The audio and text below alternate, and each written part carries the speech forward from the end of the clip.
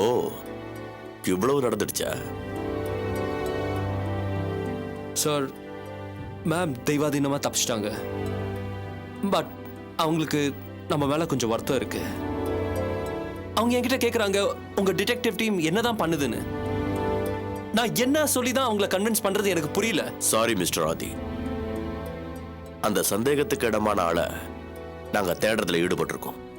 இந்த மீனவர் சங்க ஃபங்க்ஷன், அதுல மேடம் கலந்துகிட்டது, இது எல்லாமே திடீர்னு நடந்தது. இது எதுவுமே எங்க கவனத்துக்கு வரல. தவிர மேனகா மேடத்தோட செக்யூரிட்டிக்கு போலீஸ் ப்ரொடெக்ஷன் கொடுத்துக்கிட்டு இருக்காங்க. சோ இதுல நாங்க என்ன பண்ண முடியும் சொல்லுங்க? ஓகே, புரியுது. பட் இனிமே நம்ம இதுல கொஞ்சம் கவனம் செலுத்தி ஆகணும். ஷூர் மிஸ்டர் ஆதி. சித்ரா, ஆதி சொன்ன எல்லா டீடைல்ஸும் கேட்டல்ல? நீ என்ன நினைக்கிற? இதுல அந்த தொல்காப்பியனோட இன்வால்மெண்ட் தான் எனக்கு கொஞ்சம் குழப்புது சார். நடந்த விஷயங்களை வச்சு மதிப்பிடும்போது அந்த தொல்காப்பியன் மேல நாம சந்தேகப்பட முடியாது சார். நோ நோ நோ, அதை வச்சு நீங்க டிசைட் பண்ண முடியாது. தொல்காப்பியன் கண்டிப்பா இதுல ஏதோ ஒரு டிராமா பிளே பண்றான். நிச்சயமா அவனுக்கும் இதுல ஏதாவது லிங்க் இருக்கும். மிஸ்டர் ஆதி, நம்ம உண்மை எதுன்னு தேடுவோம். அதுல நிச்சயம் எல்லாரும் மாட்டுவாங்க. எஸ் சார், தேடுவோம். இது பாருங்க, நீங்க அந்த கொலையாளியை தேடுங்க. அதே சமயம் அந்த தொல்காப்பியனையும் விடாம கண்காணிங்க. அந்த கொலையாளிக்கும் இந்த தொல்காப்பியனுக்கும் நிச்சயமா தொடர்பு இருக்கிறதுக்கு வாய்ப்பு இருக்கு. சரி, ரெண்டு பேருக்கும் தொடர்பு இருந்தா அதை நிச்சயம் கண்டுபிடிச்சிடலாம். Thank you sir. Okay sir, I'll take leave.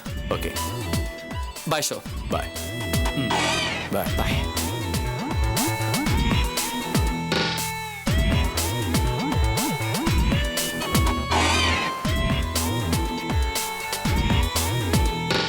கண்டுபிடிக்கிறேன்.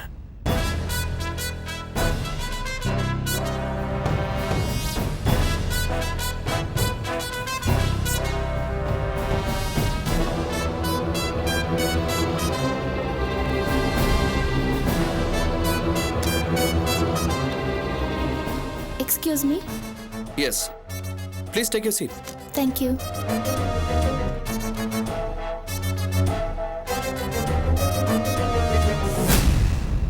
அபி, நாங்க ரொம்ப சீரியஸா டிஸ்கஸ் பண்ணோம். உங்க கடந்த காலத்துல நீங்க ஜெயில இருந்திருக்கீங்க. ஸோ இதை பத்தி தான் நாங்க இவ்வளவு நேரமா பேசிக்கிட்டு இருந்தோம். கடைசியில எல்லா விஷயங்களையும் நல்லா ஆலோசிச்சு நாங்க ஒரு முடிவு பண்ணிருக்கோம். எங்க ப்ராஜெக்டை நாங்க உங்களுக்கே தரதா எல்லாரும் ஒரே மனதா டிசைட் பண்ணிட்டோம்.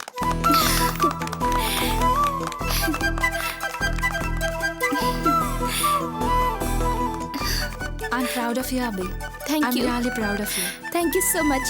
Thank you, madam. Thank you. As a woman, I really love your fighting spirit. Thank you. Mr. Murli.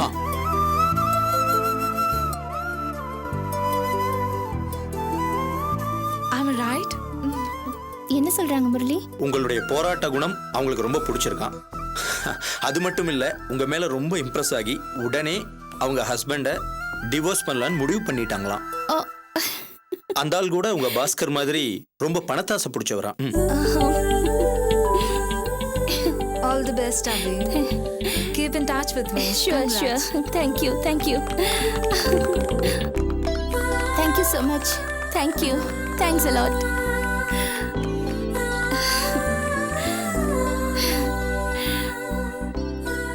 நான் சொன்னேன் அபி, இந்த ப்ராஜெக்ட் உங்களுக்கு கண்டிப்பா கிடைக்கும்னா இன்னைக்கு எனக்கு நீங்க ட்ரீட் வச்சே ஆகணும். கண்டிப்பா உங்களுக்கு ட்ரீட் கொடுக்கறேன். ஆமா முரளி, இந்த ஊர்ல டைவர்ஸ்ங்கிறது ரொம்ப சர்வசாதாரணமான ஒரு விஷயம். ஆனா அந்த வெள்ளக்கார லேடி என்ன பார்த்து இம்ப்ரெஸ் ஆகி புருஷனை டைவர்ஸ் பண்றேன்னு சொல்றாங்க. அவங்க விளையாட்டா தான் சொன்னாங்க. ஆனா அவங்க சொன்னதுல ஒரு பாயிண்ட் இருக்கு. இந்த ஊர்ல அல்பமான காரணத்துக்கெல்லாம் டிவோர்ஸ் பண்ணிடுவாங்க. ஆனா நீங்க கடைசி வரைக்கும் நல்ல விதமா வாழணும்னு எல்லா முயற்சியும் பண்ணி எதுவுமே முடியாத ஒரு பட்சத்துல தான் டிவோர்ஸ் பண்ணிருக்கீங்க. அதான் சரி. என்னோட ஒப்பீனியன் என்னன்னா, டிவோர்ஸ்னு ஒரு தீர்வு நிச்சயமா தேவை. ஆனா அது கடைசி ஆயுதமா தான் இருக்கணும். என்கிட்ட தனியா பேசும்பொழுது அந்த லேடி உங்களை பற்றி ரொம்ப பாராட்டி தான் பேசினாங்க. Is it? யா அபி, எங்க விபியோட செக்ரட்டரி கிறிஸ்டினா வசுவை பார்க்கணும்னு சொல்லியிருந்தா. Okay. Just we'll go and meet her. Carry Just give me on. 5 minutes, Yeah, okay? sure. Carry Okay, on. bye. Go and come.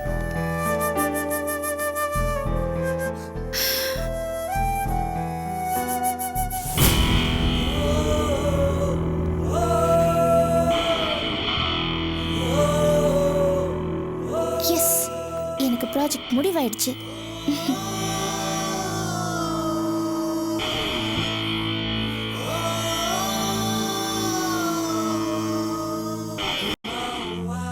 Miss Abby, Yes. I warn you! Don't do any business here! Malakamam's gunman! I'll kill you! Who are you?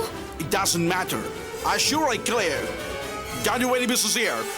Leave this place now. You want to kill me? Yeah, You'll kill me? yeah. You'll kill me? Shoot it out! Hey, come on! Hey, are you mad? Are you crazy? I want to kill you! Hey, stop that! You didn't Stop! escape me! Hey! I'm gonna kill you! Hey! I'm gonna kill you! Hey! Stop that! Stop! Hey! Tell your Menaka madam, I will challenge her. அவகிட்ட போய் சொல்லு. நான் சென்னை வந்து அவளை meet பண்றேன்னு. I will meet her soon. நான் digital வேலி ப்ராஜெக்ட்டை விட மாட்டேன். சொல்லுடா அவகிட்ட. சொல்லுடா அவகிட்ட. அவளுக்கு நான் சென்னையில வந்து நல்ல பாடம் கத்து கொடுப்பேன்னு சொல்லுடா.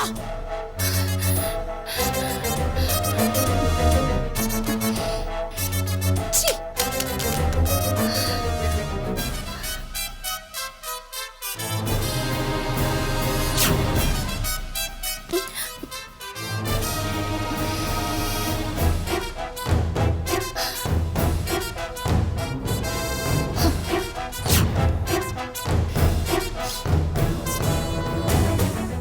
விட மாட்டேன். இந்த ப்ராஜெக்டை நான் விட மாட்டேன். Maneka, I will meet you soon. உன்னை நான் விட மாட்டேன். சீக்கிரமா உன்னை சந்திப்பேன்.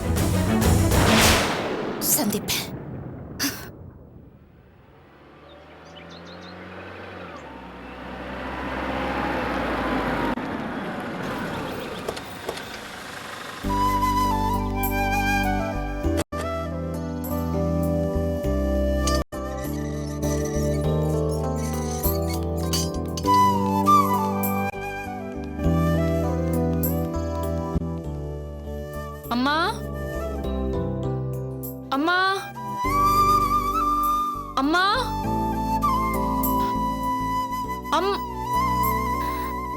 வாங்க தம்பி வாங்க.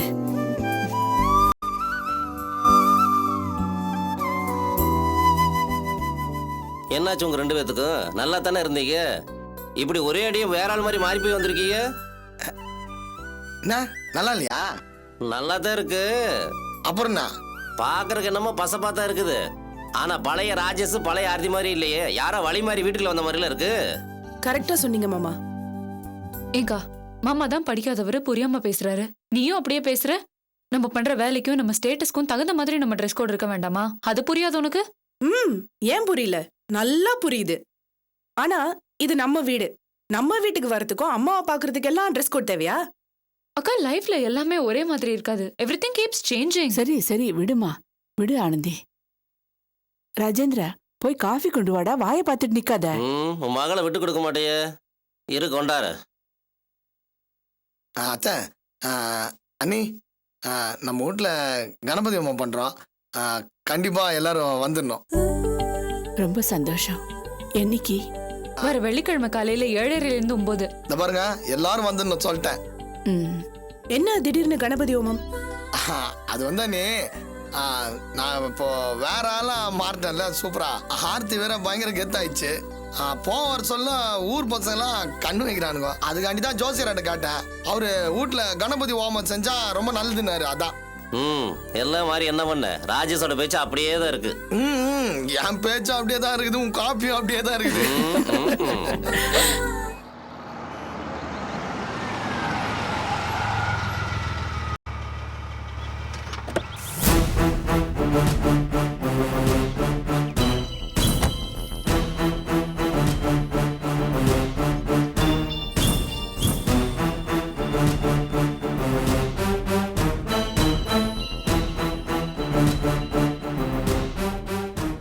சரி உட்காருங்க ஐயோ தம்பி. இல்ல நிறைய வேலை இருக்குது நான் கிளம்புறவா மனு அம்மா எப்படி இருக்கீங்க? அடடா பெத்த தாய நீ யாரைய குசல விசாரிக்கிற மாதிரி விசாரிக்கிறத பார்க்கும்போது மேலெல்லாம் புல்ல இருக்குது.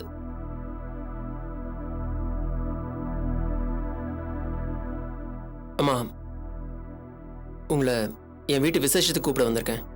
என்னடா விசேஷம்? புது வீடு வாங்கியிருக்கோம்ல, அதுக்கு பால் காய்ச்சி குடியேற போறோம்.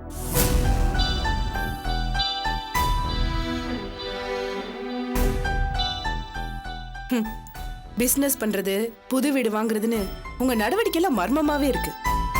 பெத்தவங்க கூட பிறந்தவங்கன்னு யார்கிட்டயும் அதை பேசுறது இல்ல. ஆனா விசேஷத்துக்கு மட்டும் கூப்பிடறதுக்கு எல்லாரும் வந்து நிக்கிறீங்க இல்ல? அக்கா, இன்னைக்கு இருக்கிற லைஃப் ஸ்டைல்ல எல்லாரையும் கேட்டுட்டு செஞ்சுட்டு இருக்க முடியாது. அதை புரிஞ்சுக்கோ. நல்லது கெட்டதுக்கு வரதுக்கு தானே உறவுகள் இருக்கு. பால் காய்ச்சற விசேஷத்துக்கு நீங்களும் வரணும்னு தானே வந்து கூப்பிடுறேன். அது நான் உங்களுக்கு தர மரியாதை தானே. டேய், நீ இவ்வளவு தூரம் சொல்ல வேண்டாம். என் மகன் வீட்டுல பால் காய்ச்சினா நான் வராம இருப்பேனா? என்னைக்கு வச்சிருக்க? வர வெள்ளிக்கிழமைமா, காலையில 7:30 இருந்து 9 வரைக்கும். என்னடா இது? இவங்க என்னடான்னு அதே நாள்ல கணபதி ஹோமம் வச்சிருக்கோன்னு அழைக்கிறாங்க. நீயும் அதே நாள்ல பால் காய்ச்ச கூப்பிடுற? வெள்ளிக்கிழமை 7:30 9. சபாஸ், சரியான போட்டி. அம்மா, ஏன் விசேஷத்துக்கு நான் சொல்லிட்டேன், அவ்வளவுதான். மற்ற விஷயங்களை பத்தி எனக்கு என்ன தெரியும்? ஊர்ல யார் யாரெல்லாம் கணபதி ஹோமம் பண்றாங்கன்னு எனக்கு தெரியாதுல்ல. அம்மா, நான் உன்னை முதல்ல கூப்பிட்டுருக்கேன், நீ கண்டிப்பா வரணும். என்னடி இது சிறுபிள்ளைத்தனமா இருக்கு? நீங்க 2 பேரும் நான் பெத்த பிள்ளைங்க. ஒரே நாள்ல விசேஷம் வச்சா என்ன அர்த்தம்? நான் யார் வீட்டுக்கு தான் போறது? அதுக்கு என்னால என்னமா பண்ண முடியும்? நான் ஏற்கனவே டிசைட் பண்ண விஷயம் இது. இத பாருங்க, 2 பேர்ல யாராவது ஒருத்தர் அவங்க வீட்டு விசேஷத்தை இன்னொரு நாள் மாத்தி வச்சுக்கோங்க. சாரிம்மா, நான் நல்ல நாள் நல்ல நேரம் பார்த்து ஃபங்க்ஷனை ஃபிக்ஸ் பண்ணியிருக்கேன். என்னால மாத்த முடியாது. நாங்களும் தான் எல்லா நேரமும் பார்த்து ஃபிக்ஸ் பண்ணி வச்சிருக்கோம். எல்லாருக்கும் சொல்லியாச்சு, நாங்க எங்களோட தேதியை மாத்துறதுக்கு சான்ஸே கிடையாது. என்ன மனு, என்ன அது? எதுக்கு உங்களுக்குள்ள இவ்வளவு ஈகோ? யாராவது ஒருத்தர் விட்டு கொடுத்தாதான் என்ன? என்ன ஆர்த்தி, நல்லவா இருக்கு இது? அதே நீ என்கிட்ட கேக்குற? அங்க கேளு. நாங்க மாத்தி வைக்க முடியாதுக்கா, அவ்வளவுதான். ஆர்த்தி, நான் சொல்றத கொஞ்சம் கேளுமா. சாரிம்மா, எனக்கு 1000 வேலை இருக்கு. நான் ரொம்ப பிஸி. நானே என்னோட டைம் அட்ஜஸ்ட் பண்ணி கணபதி ஹோமத்துக்கு டைம் ஒதுக்கியிருக்கேன். இதை நான் மாத்தினேன்னா என்னோட நெக்ஸ்ட் வீக் ஷெட்யூல் எல்லாமே கொலாப்ஸ் ஆயிடும். ஆத்தாடி. சரி ஆர்த்தி, நம்ம கிளம்பலாம். அம்மா, ஃபங்க்ஷனுக்கு கண்டிப்பா வந்துரு. வந்துடுங்க. டேய், அவதான் பிடிவாதக்காரி. நீயாவது கொஞ்சம் பொறுத்து போடா. பால் காய்ச்சறத இன்னொரு நாளைக்கு மாத்தி வச்சுக்கலாம் இல்லையா? அப்ப நான் மட்டும் என்ன இழிச்சு வாயினா? அந்த ராஜேஷ்க்கும் ஆர்த்திக்கும் அவ்வளவு இருக்கும்போது எனக்கு எவ்வளவு இருக்கும்? தேதியெல்லாம் மாத்தி வைக்க முடியாது. வெள்ளிக்கிழமை 7:30 9. நான் வேணும்னு நினைச்சா கிளம்பி வா. டேய் டேய் மனோ, என்ன ஆனந்தி? நான் என்னத்த சொல்றது? நீயே முடிவு பண்ணிக்க போ.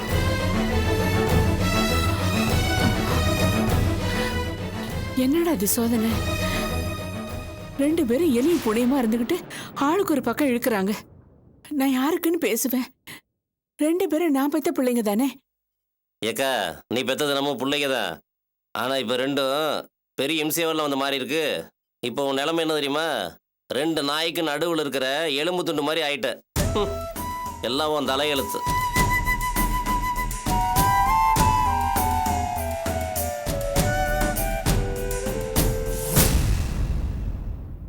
கடைசி நிமிஷம் வரைக்கும் இந்த ப்ராஜெக்ட் எனக்கு கிடைக்குமான்னு நினைச்சு ரொம்ப டென்ஷனா இருந்தேன். அப்பா, இப்பதான் எனக்கு ரொம்ப சந்தோஷமா இருக்கு. இது எனக்கு கிடைச்ச முதல் வெற்றி. இனிமே இந்த ப்ராஜெக்டை நல்லபடியா முடிச்சு டிஜிட்டல் வேலையை இந்தியால கால் ஊன வைக்கணும். அதுக்கு இது ஒரு நல்ல வாய்ப்பு. எஸ், நிச்சயமா அபி. பட் நீங்க கொஞ்சம் கவனமா இருக்கணும். தொழில எல்லா சமயத்திலையும் கவனமா தான் இருக்கணும் மிஸ்டர் முரளி. நான் உங்க தொழில் திறமையை பத்தியே பேசல. மேனகா கிட்ட கவனமா இருக்கணும்னு சொல்றேன். ஏன்னா இங்கேயே வந்து அவளுடைய ஆட்கள் உங்களை மிரட்டுறாங்கன்னா இப்போ அந்த மேனகா இந்தியாவில் தான் இருக்கா. நீங்க அவளுக்கு எதிரான கம்பெனிக்கு ப்ராஜெக்ட் பண்ண போறீங்க. அதனால தான் சொல்றேன். இன்னும் இடைஞ்சல் பண்ணுவான்னு சொல்றீங்களா? இனிமே தான் அவளோட இடைஞ்சலே ஆரம்பிக்கும். மேனகா இந்த ஃபீல்ட்ல பவர்ஃபுல் உமன். அவளுக்கு எல்லா நாட்டிலையும் எல்லா மட்டத்திலையும் ஆள் இருக்காங்க. அவ எந்த பிரச்சனையும் லீகலா அணுகிறதே கிடையாது. எதுக்கு இப்படி பயமுறுத்துறீங்க? பயமுறுத்துறதுக்காக சொல்லல ஹனி. மேனகாவை பத்தி இவங்க தெரிஞ்சுக்கணும் இல்லையா? மேனகாவை பத்தி எனக்கு தெரியும் முரளி. உங்களுக்கு தெரிஞ்சதை விட அவ ரொம்ப மோசமானவ. ஏற்கனவே டிஜிட்டல் வேலைக்கும் சிட்டி மேக்கர்ஸ்க்கும் இங்க பெரிய போட்டியே இருக்கு. இப்ப நீங்க டிஜிட்டல் வேலையோட ப்ராஜெக்டை கையில் எடுத்திருக்கீங்க. மேனகாவோட கோபம் இன்னும் அதிகரிக்கத்தானே செய்யும். அவளோட கோவத்தை பரிசீலிக்கலாம், ஆனா பயப்பட முடியாது. முன்னேறவங்களை பார்த்து வைத்தறிச்சல் படுற ஒரு கும்பலும், அவங்கள எப்படி கவுக்கலான்னு நினைக்கிற ஒரு கும்பலும் எல்லா இடத்துலயும் இருந்துட்டு தானே இருக்காங்க. போட்டின்னு வந்தா இவங்க எல்லாரையும் சேர்த்து சமாளிச்சு தானே ஆகணும். அது தொழில் போட்டியா இருந்தாலும் சரி, இல்ல வேற விதமான மோதலா இருந்தாலும் சரி, ஐ எம் ரெடி. இந்த போட்டி ஆரோக்கியமானதா இருந்தா பரவாயில்ல பி. மேனகா ஒரு ஆளை அழிக்கணும்னு முடிவு பண்ணிட்டா எவ்வளவு கீழே வேணா இறங்கி வேலை பார்ப்பா. அவளால எத்தனையோ பேர் அழிஞ்சு போயிருக்காங்க. அவளுடைய டிக்ஷனரியில இறக்கம்ங்கிற வேர்டே கிடையாது. அப்போ இதுதான் உண்மையான சவால்.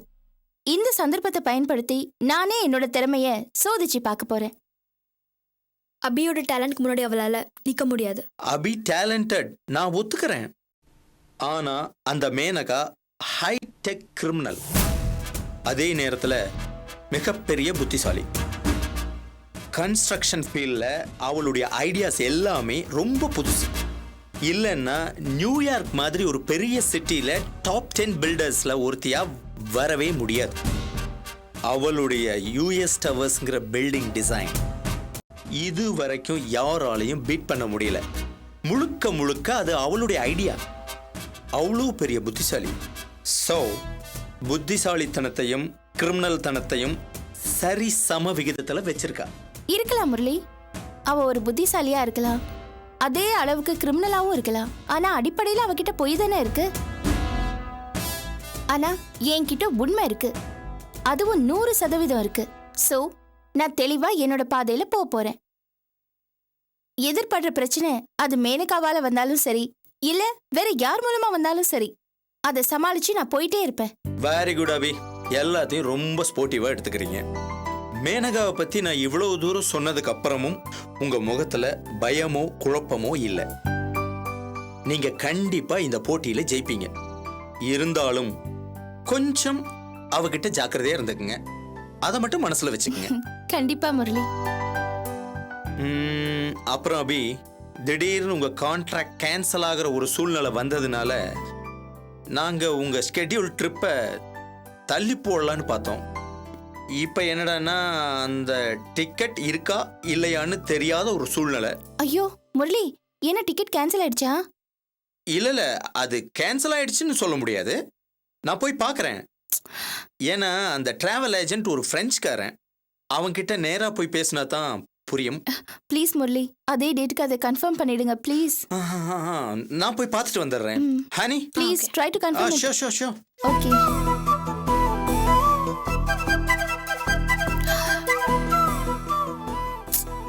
அபி, நீங்க ஒன்றும் கவலைப்படாதீங்க. நீங்க ஏற்கனவே பிளான் பண்ண டேட்லயே ஊருக்கு போயிடலாம். ஓகே? Hope so.